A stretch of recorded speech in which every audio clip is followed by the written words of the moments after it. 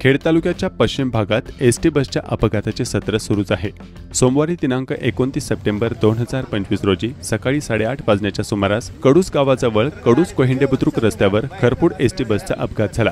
समोरून येणाऱ्या एसटी चालकाने चपळाईने एसटी बस बाजूला घेतल्याने 2 एसटी बसचा भीषण अपघात टळला।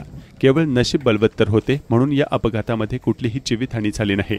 MH14 BT 4719 एसटी बस चालकाचं नियंत्रण सुटलं। चालकाने ब्रेक दाबण्याचा प्रयत्न केला परंतु बस इतकी वेगात होती की बसचे चाक घसरत गेले आणि रस्ता सोडून खाली नाल्यात बस उतरली आणि पलटी झाली। अचानक घडलेल्या या घटनेमुळे एसटीमधील प्रवाशांचा गोंधळ उडून भीती पसरली। एसटीत शालेय विद्यार्थी, विद्यार्थिनी, महिला आणि लहान मुलं देखील अशी एकूण 43 प्रवासी प्रवास करत होते। अपघातानंतर मुलांनी जोरजोरात आरडाओरडा करण्यास सुरुवात केली।